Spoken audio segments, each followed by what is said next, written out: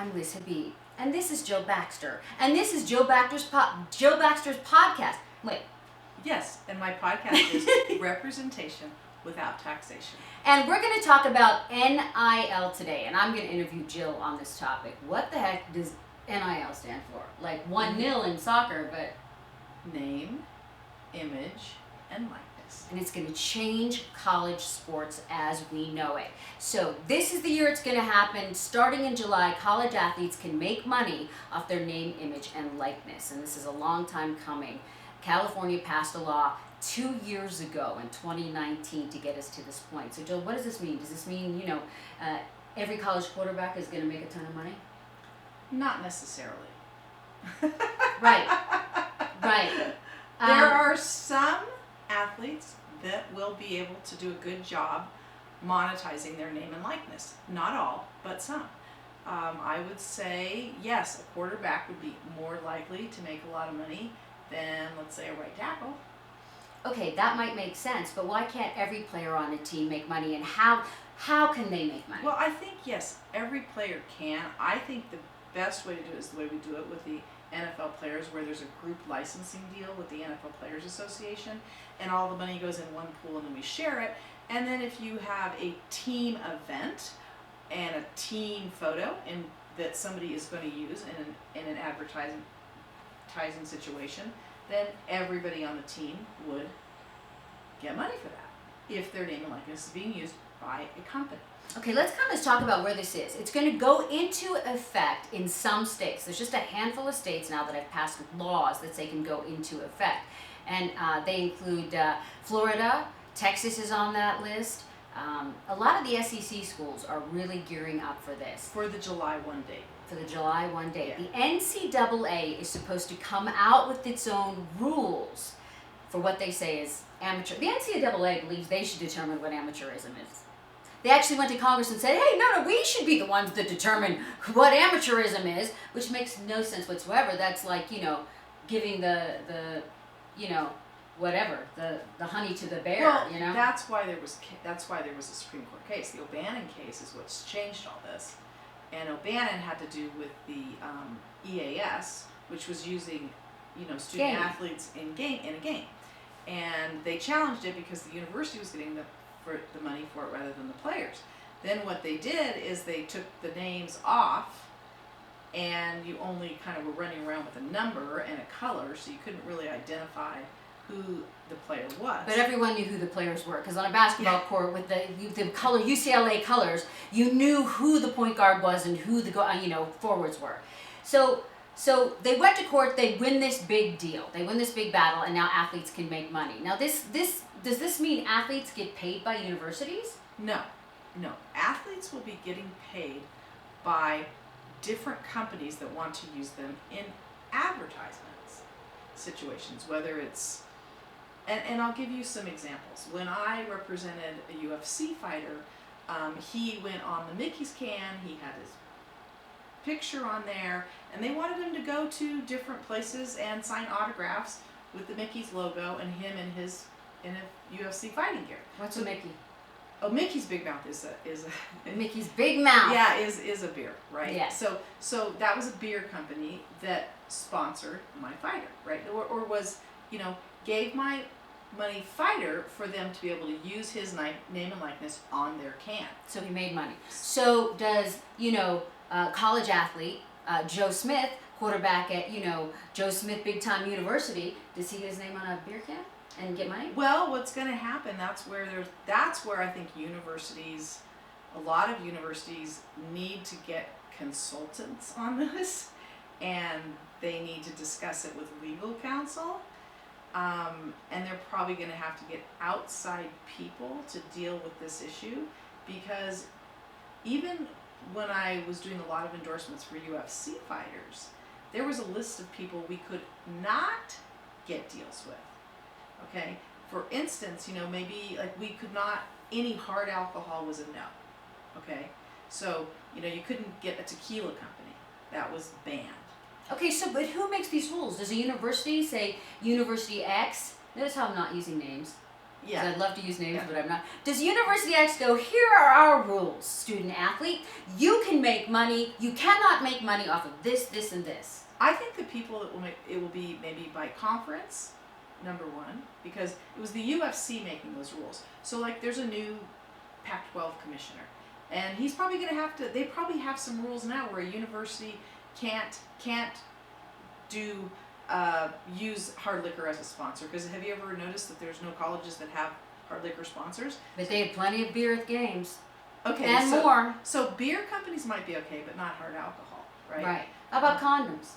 I think condoms will be fine because, you know, if you're thinking about that age group, I could see a condom company that being a very popular brand that would, and they did it with the UFC fighters too. You know, so I would say there's some brands that are more geared towards young people. Gaming is huge.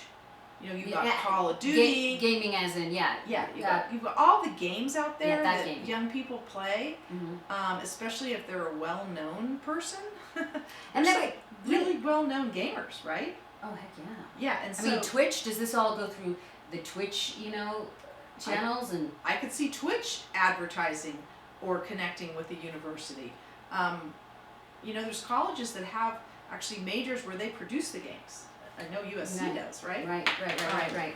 Oops. Now, here, is this the Wild Wild West? Can athletes just sell their own T-shirts outside a game, and can they sign autographs and make money? I mean, per game you could make, you know, $100,000 or $10,000 because you sell 10,000 autographs. You think that's coming? Well, what I think's coming is yes, I do think they will be able to sell their autographs, okay?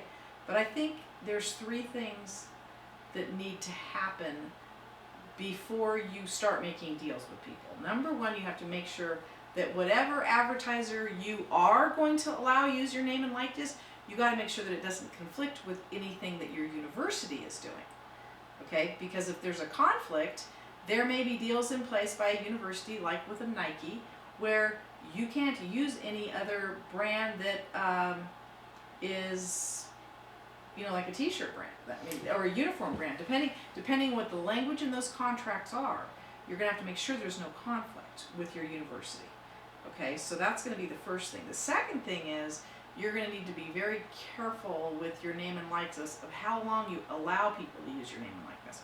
Because it needs to be for a short period of time, depending on how much money they're going to give you. Because they'll try to get it in perpetuity. You don't want that. By the way, and that's done. What Jill's talking about, she's experienced with. In the UFC, when the guys went on the show to be big stars, Jill's client, Kendall, it goes into perpetuity. The UFC signed guys who were nobody, signed them into perpetuity with their image and likeness, and then now they've lost the ability to make money on their name and likeness. This isn't just I'm selling my autograph. This, if you're a smart business person and you've got a future, is somebody you need representation on. Yes. And you have to understand, there's going to be things like car dealerships might give you in exchange for a car. If you come to my car dealership 5 times when we're having a big sale, I'll give you a car. They're not just going to give you a car without letting them use you in some kind of advertisement, or they would want you to show up at their car dealership to get people to come to their car dealership to buy cars. And this week we have this athlete that's going to be here, and then that's a situation where you're not maybe getting money, but you're getting a physical car. Okay? I'll take that.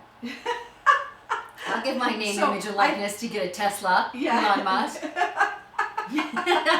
However you want it to look. So I think there's going to be lots of opportunities. The other thing that I think would be important is your local companies in your college town will be great assets for many athletes. Those local companies like to support their local university, their local players, their local athletes.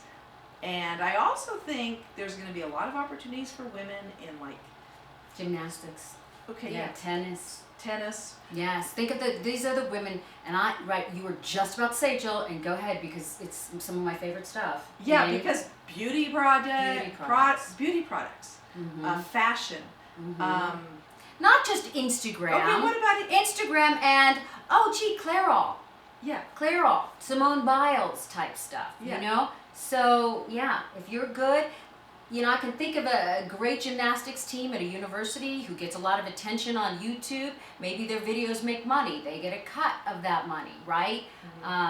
With their personalities that sell so huge, right? The gymnastics teams, because they show that flair and that personality on the mat when they're doing the floor routine. Think of that, right? You think of the quarterback and the wide receiver. The wide receiver's got all the flair, right? Yeah. The gymnasts have all the flair. The tennis players have a lot of flair, right? So when you're talking NIL, with the women's soccer players, softball and softball. I mean, you think back to Jenny Finch. Yeah. Just really great marketable people with great personality. They keep it together. When what I'm saying is they've got good reputations. You'll make mistakes in life. Don't make big ones. Try not to make big ones. You might make big ones. But we'll help you with that in the future. You just need to rehab that kind of stuff. So yeah, I mean the personality, the one that comes across on camera a certain way, right? Oh yeah. Yeah. Mm-hmm. These are the marketability aspects. Liz, how would you tell an athlete to build their brand through the media? Yeah.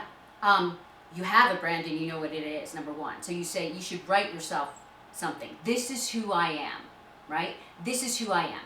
These are my best traits. These are my best attributes. And I'm not talking about your hair and eyes, because that might be nice too. And you might have great biceps. That's really good too. That's marketable too. But if you know who you are as a person, then you can always be in who you are. And so you're authentic, because the number one thing you need to build a brand is authenticity. So then when we could get you, like I'm in the media, right? I've been a sports journalist and I've been a journalist for 30 years. Then you get into the media, you have authenticity. How do you answer a question authentically? Then you'll never get it wrong. And that's how you do it. You talk to me like you're talking to your friends, and you'll never get it wrong. So then now you're on social media, right? And you post really great stuff about who you are in your everyday life. And then you have great pictures from your university or whatever that you're putting on, that they took great shots for you from a game. You put that on. You do lives, IG lives, or TikTok videos or something like that. Just doing your favorite things that I know you don't have a lot of time outside of when you're practicing because you're a college athlete, right? Right. But you put that out there. And then you get yourself on, ESPN. And you do interviews and you tell your story. Because you all have a story. Everybody has a story. So you get on with someone good and you find out what their story is. And it's not always a sob story. It's maybe a story where you come from, who your brother is, who your best friend is, maybe something that affected you in life, what your mom did for you, how your dad was a pro player. But there's a million stories in the world, and you talk to the people who know how to get you to understand who you are and what your story is. And then you tell it. Trust me, they need content. Content's king. Content. You create it yourself. Isn't that good? It's easy. Yeah, that's just what they have to do. Because there are some, you might be somebody right now who doesn't like being on social media, but if you want to make money off your name, image, and likeness, you're going to have to do social media. Because I've had some clients that have said, I don't like social media. I'm like, then let's just not do anything on social media. You don't like social media because you're afraid of it. Some of the best, look at Tom Brady's social media. It's great. It's awesome after a game. Yeah. That's what you do. Get a friend in college who's in the video, learning to do video production, who's an editor. Mm-hmm. Buddy up to that guy. They'll make you some good videos. Yeah, I totally. They'll make you some good videos, yeah. So what do you think is our recommendation for colleges? Because I have asked, in the last 2 weeks I've been on a couple of Zoom calls, and I've asked head football coaches, what do you intend to do about the name and likeness issue? And you know what their answer was? It was silence. They plan to do anything they can do to get an edge over the other team. I'll tell the truth. No, they didn't. They don't know what they're doing. They don't know, because I can tell you right now with the legislation. Right now, Congress has a bipartisan bill that has been presented to the Congress, but it hasn't been passed. And there's a bunch of states with different state laws that have passed laws. And I think what some of the schools are waiting for is, what is the final rule going to be? But in the end is, guess what? The student athletes are going to be able to use their name and likeness to make money. There's going to be a few restrictions, okay? So, but get started now. Don't wait. Start your brand. Yes, start your brand. Get your name on social media. And as far as the universities go, it's the wild, wild west, and they're waiting for some of the laws to be drawn up and to see where this goes, and teaming up with companies. And I think that it's going to take a minute to shake out. I have seen other, in all kinds of different places where athletic directors have said things like, this is going to be a little chaotic at first. It will be a little chaotic at first. So I think just expect to live in the unexpected and hire someone who can guide you through it as best as they can, because no one really knows yet, including the people who say they're experts, because nothing's in place yet. So it's whatever you create, and then things will get challenged. So Liz, do you think we should start a company? What do you think? We're willing to help people. We are. That's the What biggest would be thing. the name of our company? Something that says name, image, and likeness. Yes. NIL. NIL. Yeah. Image We'll build your makers. image. Yes, image makers. Image makers. NIL image makers. Yeah. So stay tuned, because we will be there to help you. The universities were willing to help. The student athletes were willing to help. Parents, if you have questions, we are willing to help in that area. I've been for over 32 years representing NFL players, coaches, media, UFC fighters, Olympic athletes, and negotiating their contracts, because I'm an attorney, and employment contracts, but also their endorsement deals. I've been in the media 30 years, 30 some years. I understand your image, your story, your name. I know how to get you out there. And when we get you out there, that's when we get you what you're looking for. There you go. Stay tuned. Yep. So how does somebody get a hold of us? At Liz Habib on all social media, And at agent_McBride Baxter. And coming soon, we will have NIL image makers on Instagram, Twitter, and Facebook. yeah, we're going to navigate this with you. We will be your image builders. Yes, we will. Okay. What did you think? I